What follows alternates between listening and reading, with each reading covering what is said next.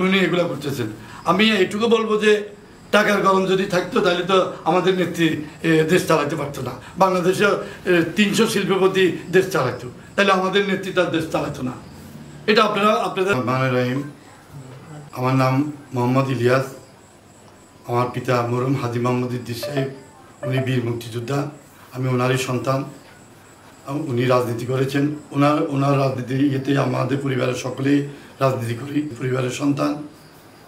আমি আগামী উপজেলা নির্বাচনে চেয়ারম্যান প্রার্থী। আমি চাই এটা সুষ্ঠু সুন্দর পরিবেশে আগামী নির্বাচনটা যেন হয়। বড় ভাই উনি এটা অপপ্রচার সৃষ্টি করে দিয়েছে। প্রথমে বলছে আমি নাকি ওনাকে সাপোর্ট করেছি, আমি বসে গেছি। এই যে মানুষকে একটা বিভ্রান্ত সৃষ্টি করছে, মানুষকে ধোঁকা দিচ্ছে। উনি জানি না উনি কি রাজনীতি করতে এসেছে এখানে। উনি দীর্ঘদিন এই অঞ্চলে কোনো রাজনীতি করেনি, কোনো রাজনীতির সাথে কোনো দিন সম্পর্ক নাই। উনি গত এই উপজেলা একবার ভোট করেছেন, এখানে উপজেলা ভোট করে উনি যে এই দেশ থেকে চলে গেছে, নেতা কর্মীদের সাথে আর কোনো খবরও রাখেনি। এবং ওনার যে ভোটগুলো যারা করছেন তারা অত্যন্ত লাঞ্ছিত হয়েছেন, এখানে এখনও লাঞ্ছিত অবস্থায় তারা আছেন। তাদের করুণ অবস্থা দেখলে আমাদের থেকে কষ্ট লাগে। কারণ উনি এখন আবার এর ভিতরে একটা কোন্দল সৃষ্টি করতে চেষ্টা করতেছেন। সর্বপ্রথম আমার ভাগিনা রায়হান জহিরুল রায়হানের বিরুদ্ধে উনি একটা অভিযোগ নিয়ে কাদের ভাইয়ের কাছে গিয়েছেন। জানি না উনি কী জন্য এগুলো করতেছেন, আমি জানি না। এবং কাদের ভাই তো ভালো করে জানেন জহিরুল রায়হান রাজনীতিকভাবে কতটুকু ওনার আস্থাশীল। আজকে 15টি বছর এই রাজনীতিটাকে সে জান প্রাণ দিয়ে ঘুমকে হারাম করে সে এই রাজনীতিটা ধরিয়ে রাখছে। উনি সভাপতি হওয়ার পরেই জহিরুল রায়হানের বিরুদ্ধে চলে গেছে কাদের ভাইয়ের কাছে। কাদের ভাই আপনি নিজে সাক্ষী, আমরা যতটুকু জানি, যতটুকু শুনেছি, এটা আপনি সাক্ষী। যাক, সেটা আপনি কোনো মতে এটাকে মিটিগেট করেছেন।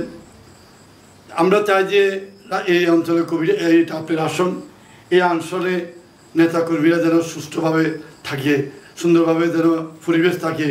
সেই হিসাবে এবার নির্বাচনটা যেন, আশা করি নির্বাচনটা যেন হয়। আপনি সেই নির্বাচনটা উপহার দেবেন এখানে। এখন ওনাকে দেখেছি উনি আসি এখানে নেতাকর্মীদের মধ্যে বিভ্রান্ত সৃষ্টি করছে। কাদের ভাই ওনাকে নমিনি দিয়েছে। আমরা যতটুকু জানি যে আমাদের নেত্রী শেখ হাসিনা উন্মুক্ত করেছেন, সেখানে কাদের ভাই কীভাবে নমিনি দেয় আমরা বিশ্বাস করি না। তাই এটা আমি আমাদের নেতা কাদের ভাইয়ের কাছে আমার অনুরোধ, এটা আপনার আসন, আপনি আমাদের অভিভাবক, এই অঞ্চলের সকল নেতার অভিভাবক আপনি। এই নেতাদের সকলের একটা আকাঙ্ক্ষা এখন এবং হতাশ বিরাজ করছে জনগণের মাঝে। আমার ভাই ইব্রাহিম ভাই আপনাকে দাম বিক্রি করে বলতেছে আপনি নাকি নমিনি দিয়েছেন। আজকে আবার দেখতেছি আমার ভাই একরাম করিম চৌধুরীর কথা বলতেছেন, উনি নাকি ওনাকে নমিনি দিচ্ছেন। এই যে কথাগুলো বলে মানুষের ভিতরে যে কর্মীদের ভিতরে একটা বিভ্রান্ত সৃষ্টি করছেন, হতাশা স্থাপন করছেন, এটা আমাদের দলের জন্য খুবই ক্ষতি হচ্ছে। আমি মনে করি এটা খোলাসা হওয়ার দরকার, আমাদের নেতারা এটা খোলাসা করে দেওয়ার দরকার। আর যদি আপনারা যদি নমিনি যদি দিয়ে থাকেন তাহলে এখানে ভোট করার দরকার কি? নেতাদের মধ্যে আমাদের ভিতরে আমরা সবাই কাদের ভাই লোক, কাদের ভাই আসনের লোক। কাদের ভাই আমাদেরকে খোলাসা করে দিবেন।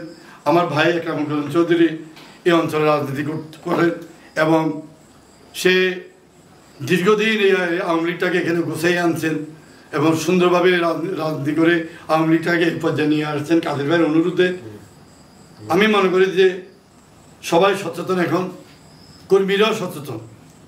আমরা চাই এই অঞ্চলে ভোটটা ফেয়ার এবং সুষ্ঠু ভোট হোক। আমরা সবাইকে নেতা মানি। আমার কাদের ভাই আমাদের নেতা, একরাম করিম চৌধুরী আমাদের নেতা, আমরা সবাইকে নেতা মানি। কিন্তু নেতাদের কাছে আমাদের এইটুকু আশ্বস্ত করতে হবে, আমাদেরকে এখানে ফেয়ার ভোট হবে, জনগণ যাকে বাঁচিনে তাকে নির্বাচিত করবে। আমরা তাদের কাছে এই আশাবাদ ব্যক্ত করতে চাই। বলতে যে আপনার ভাই একরাম করিম চৌধুরী নাকি ইব্রাহিম ভাইকে নমিনি দিয়েছে, ইব্রাহিম ভাইকে নাকি সাপোর্ট দিয়েছে। আমরা বলছি না, মিথ্যা কথা এগুলা।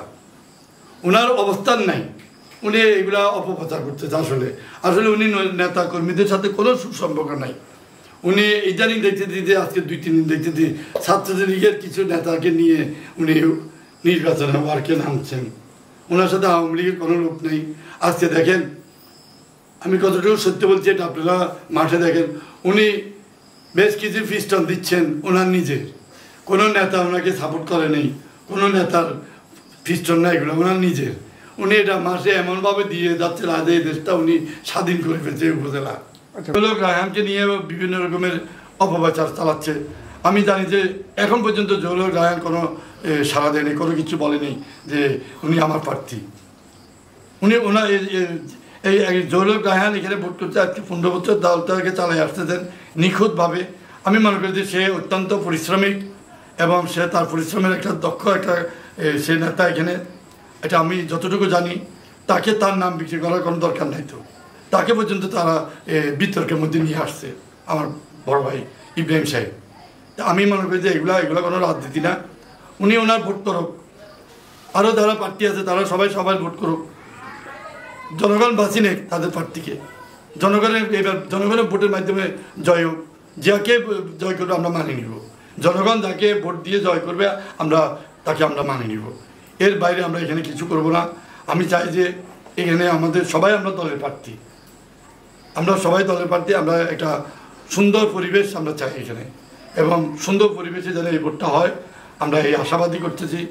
আমরা কাদের ভাই কাছে, বিশেষ করে আমাদের নেতা কাদের ভাই, ওনারই আসন এটা। উনি আমাদের অভিভাবক, আমাদের সকলেরই অভিভাবক। উনি একটা সিদ্ধান্ত দিবেন, সুন্দর একটা পরিবেশ সৃষ্টি করবেন। এই বক্তব্য দিয়ে আমি আমার বক্তব্যের শেষ অবস্থায় বলছি, আমি কবিরহাট উপজেলা আর ঈদুল আজহার শুভেচ্ছা জানাচ্ছি, সালাম জানাচ্ছি সকলকে, এবং নোয়াখালীবাসীকে আমি ঈদের শুভেচ্ছা জানাচ্ছি। জয় বাংলা, জয় বঙ্গবন্ধু।